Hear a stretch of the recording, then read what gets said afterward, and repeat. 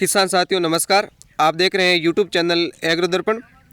आज के इस वीडियो में हम बात करेंगे मूंग की खेती के बारे में, यानी मूंग की खेती कब करें, कैसे करें, इसके लिए कितना बीज चाहिए, कौन सी खाद डालनी है, कैसी मिट्टी होनी चाहिए, उत्पादन कितना होता है, भाव कितने मिलते हैं। इस तरह से देखें तो मूंग की खेती के बारे में जो भी जानकारी होगी मैं देने की पूरी कोशिश करूँगा। आप वीडियो पूरा अवश्य देखिए और पसंद आए तो लाइक कीजिए, चैनल को सब्सक्राइब भी कीजिए और वीडियो शेयर भी कीजिए। किसान साथियों, मूंग दलहनी फसल है और इसकी खेती किसान करना काफ़ी ज़्यादा पसंद करते हैं क्योंकि ये कम समय की खेती है और अच्छा मुनाफा देती है। इसकी खेती जायद और खरीफ दोनों सीजन में की जाती है, लेकिन राजस्थान में इसकी ज़्यादातर खेती है वो खरीफ के मौसम में की जाती है। इसकी खेती के लिए राजस्थान का मध्य और पश्चिमी भाग अनुकूल जलवायु प्रदेश है। यहाँ पर स्थित नागौर जिला जो मध्य में स्थित है, नागौर जिला इसके उत्पादन में पहले नंबर पर आता है। यहाँ पर अच्छी मिट्टी है इसके लिए और काफ़ी अच्छा उत्पादन भी यहाँ पर होता है। इसके लिए दोमट और बलुई मिट्टी की आवश्यकता होती है जो यहाँ पर प्रचुर मात्रा में उपलब्ध है। तो इस तरह से देखें तो नागौर ज़िले में ये जो आप खेती देख रहे हैं अभी ये राजस्थान के नागौर ज़िले की है। तो यहाँ पर काफ़ी अधिक संख्या में इसकी खेती करते हैं। हर खेत में खरीफ के मौसम में मूँग मिल जाते हैं। तो ये देख रहे हैं आप। अब मूंग की बुआई का समय देखें तो 20 जून से 15 जुलाई तक इसका सही समय है, उचित समय है। इसके बाद में भी कई किसान करते हैं लेकिन वहाँ फिर कम उत्पादन होता है। तो आप 15 जुलाई से पहले इसकी खेती अवश्य कर लेवे। और खेत जब भी आप इसकी खेती करते हैं तो खेत में गोबर खाद अवश्य डालें और इसके बाद में आपको जुताई करना है। पहली जुताई तेई के द्वारा, यानी जो मिट्टी पलटने वाला हल होता है उसके द्वारा करनी है। और इसके बाद में आप सीड ड्रिल के द्वारा या हैरो चला करके पहले फिर सीड ड्रिल के द्वारा आप बुआई कर सकते हैं।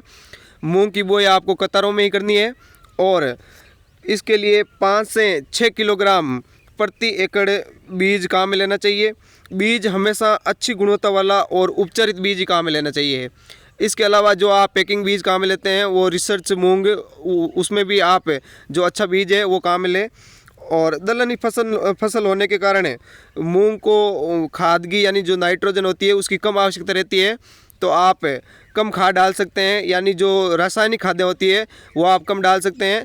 2 एकड़ में आप DAP का 1 बैग डाल करके ये बुआई के समय डालना है और इस तरह से आप खेती कर सकते हैं इसकी।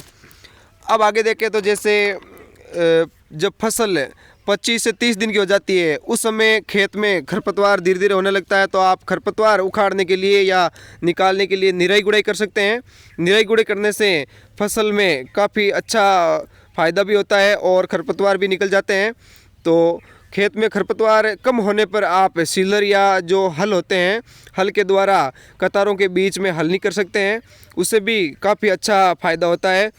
और हाथ से भी आप समय समय पर खरपतवार उखाड़ सकते हैं। या आप खरपतवार का रासायनिक नियंत्रण करना चाहते हैं तो बुआई के समय बीज अंकुरण से पहले आप पेंडिमिथालिन का छिड़काव कर सकते हैं, जिससे खरपतवार उगते ही नहीं है। इसके अलावा खेतों में जब फसल काफ़ी अच्छी हो जाती है तो कई बार हम देखते हैं कातरा वगैरह लटें ज़्यादा हो जाती है। तो उनके प्रकोप से फसल को बचाने के लिए आप क्विनाल फोस पाउडर का छिड़काव कर सकते हैं। या जो रस चूसक ज़्यादा कीट हो जाते हैं उसके नियंत्रण के लिए आप इमिडाक्लोप्रिड का छिड़काव कर सकते हैं या डाइमिथाइट मेलाथियोन 50% इसी लेकर के आप छिड़काव कर सकते हैं। और हम देखते हैं राजस्थान में मूंग की खेती है वो बार बार नहीं करते हैं। बार बार करने पर खेत में उर्वरा शक्ति घट जाती है। इस कारण एक ही खेत में आप बार बार इसकी खेती ना करें, फसल चक्र अवश्य अपनाएं। और मूंग की फलियां काली पड़ने पर, जो आप देख रहे हैं वीडियो में, इस तरह की काली पड़ने पर और फसल की पत्तियां पीली पड़ने पर आप इसकी कटाई कर सकते हैं। 5-7 दिन कटाई के बाद में सुखा करके फिर आप थ्रेशर मशीन के द्वारा निकाल सकते हैं। और मूंग का उत्पादन अच्छी फसल होने पर 7 से 8 क्विंटल प्रति एकड़ तक हो जाता है और इसके वर्तमान में भाव है वो 8,000 रुपये के लगभग मिल रहे हैं। धन्यवाद।